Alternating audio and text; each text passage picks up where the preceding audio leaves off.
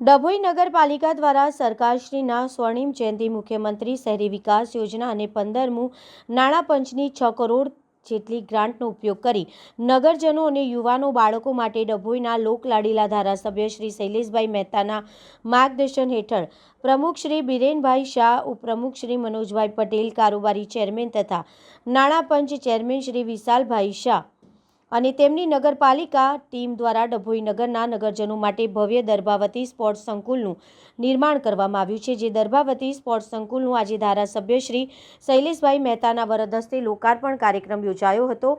આ લોકાર્પણ કાર્યક્રમ નિમિત્તે સ્પોર્ટ્સ સંકુલમાં સત્યનારાયણ ભગવાનની કથાનું પણ આયોજન કરવામાં આવ્યું હતું અને ભગવાનની પૂજા અર્ચના કરવામાં આવી હતી। આ સ્પોર્ટ્સ સંકુલમાં ખૂબ વિશાળ સ્કેટિંગ ટ્રેક, વિશાળ box cricket, badminton, table tennis, ફૂલ રેકેટ, ચેસ, કેરમ જેવી વિવિધ રમતોનો સમાવેશ કરવામાં આવેલ છે। લોકાર્પણ કાર્યક્રમ બાદ ગુજરાતના લોકલાડીલા લોકગાયક શ્રી ઉમેશભાઈ બારોટ અને તેમની ટીમનો લોક ડાયરાનું આયોજન કરવામાં આવ્યું। આ લોક ડાયરામાં ધાર્મિક, દેશભક્તિ તથા ફિલ્મી ગીતોની રમઝટથી લોકોએ અનેરો આનંદ ઉઠાવ્યો હતો। ડભોઈ નગરપાલિકા દ્વારા છેલ્લા 5 વર્ષમાં વિવિધ વિકાસના કામો કરવામાં આવ્યા છે, ત્યારે ઢોલનગર અને ઘન કચરા નિકાલ માટેના પ્રોસેસિંગ પ્લાન્ટનું કામ કરનાર માતૃ એનર્જી કોર્પોરેશન સર્વિસીસના પ્રોપ્રાઇટર શ્રી સમીરભાઈ રાઠોડ, સરદારબાગના નવીનીકરણ કામ કરનાર કોન્ટ્રાક્ટર શ્રી VS પટેલ તેમજ ડભોઈ નગરપાલિકા બિલ્ડિંગ તથા સ્પોર્ટ્સ સંકુલના કોન્ટ્રાક્ટર શ્રી કીર્તિભાઈ માલવિયા, શ્રી નીતિનભાઈ કલસરિયા અને ભૌતિકભાઈ વઘાસિયાની ટીમે ને ધારાસભ્યશ્રીના વરદ હસ્તે મોમેન્ટો આપી સન્માન કરવામાં આવ્યું। ડભોઈ પ્રમુખ બિરેનભાઈ શાહ તથા ચીફ ઓફિસર શ્રી જયકિશન તડવી દ્વારા ડભોઈ નગરપાલિકાની કચેરીમાં પોતાના યશસ્વી યોગદાન આપનાર એવા કર્મયોગી કર્મચારી શ્રી વૈભવ આચાર્ય, શ્રી મહેશભાઈ પરમાર તથા શ્રી મહેશભાઈ H વસાવાનું પણ મોમેન્ટો આપી તેઓની કામગીરીને બિરદાવવામાં આવી હતી અને તેઓનું સન્માન કરવામાં આવ્યું હતું। ડભોઈ જ્યારે દર્ભાવતી બનવા તરફ જઈ રહ્યું છે, ટૂંક જ સમયમાં અહીંયા તાલુકા પંચાયતનું નવું બિલ્ડિંગ બન્યું, ડભોઈ નગરપાલિકાનું બિલ્ડિંગ નવું બન્યું,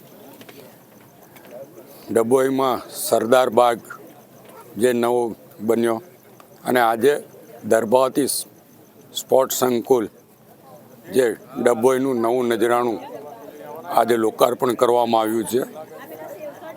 ઇન્ડોર અને આઉટડોર રમતો રમી શકે યુવાનો, એના માટેનો આ એક સુંદર પ્રયત્ન છે। વડોદરા જિલ્લામાં આ દર્ભાવતી સ્પોર્ટ્સ સંકુલ એ કદાચ સૌથી મોટું સ્પોર્ટ્સ સંકુલ બનાવવામાં આવ્યું છે। આપના મારફત પણ ડભોઈ તાલુકા અને ડભોઈ નગરીના તમામ યુવાનોને વિનંતી કરું છું, એકવાર મુલાકાત લો, જેને જે રમતમાં રસ હોય એ રમત અહીંયા આવીને રમો અને દર્ભાવતીનું નામ રોશન કરો। 6 કરોડ રૂપિયાના ખર્ચે આ દર્ભાવતી સ્પોર્ટ્સ સંકુલ ઊભું થયું છે। આગામી કોમનવેલ્થની ગેમો હોય કે ઓલિમ્પિક, જ્યારે ગુજરાત અને ભારતમાં એ બધી રમતો ભવિષ્યમાં રમાવાની છે, ત્યારે અહીંયાથી પણ રમતવીરો તૈયાર થઈને દર્ભાવતીનું નામ રોશન કરે એવી અપેક્ષા સાથે સરકાર તરફથી આ ગ્રાન્ટો ફાળવવામાં આવે છે અને રમતગમત સંકુલો ઊભા થઈ રહ્યા છે। ત્યારે હું સરકારનો પણ આ તબક્કે આભાર માનું છું અને સાથે સાથે આજના લોકાર્પણ વિધિ પછી ઉમેશભાઈ બારોટ લોકગાયકના આજે ડાયરોનો પણ કાર્યક્રમ, એમાં પણ નગરના લોકોએ મોટી સંખ્યામાં ભાગ લઈને આનંદ માણ્યો છે અને એક નવો જ ઉત્સાહ લોકોમાં જોવાઈ રહ્યો છે। ત્યારે આ સ્પોર્ટ્સ સંકુલનો સદુપયોગ થાય અને યુવાનો અહીંયાથી સારી રીતે રમતમાં આગળ વધે અને એના માટે જે કંઈ કોચિસની વ્યવસ્થા છે એ કોચિસની વ્યવસ્થા પણ અહીંયા કરવામાં આવશે। અને આપ જોઈ શકો કે skating ring, box cricket, box football, table tennis, badminton, volleyball, basketball તમામ રમતો માટેની અહીંયા વ્યવસ્થા કરવામાં આવી છે અને ટૂંક સમયમાં અહીંયા જિમ્નેશિયમ અને ટેનિસ એ બંનેની વ્યવસ્થા પણ કરવામાં આવશે, જેના દ્વારા જેને જે રમતમાં રસ હોય એ રમત યુવાનો રમી શકે અને સારી રીતે યુવાનો સ્વચ્છ પણ થાય અને દર્ભાવતીનું નામ રમતગમતમાં રોશન કરે એવી આપના મારફત અપેક્ષા પણ રાખું છું. ફરીવાર આનો સદુપયોગ થાય એવી વિનંતી પણ કરું છું.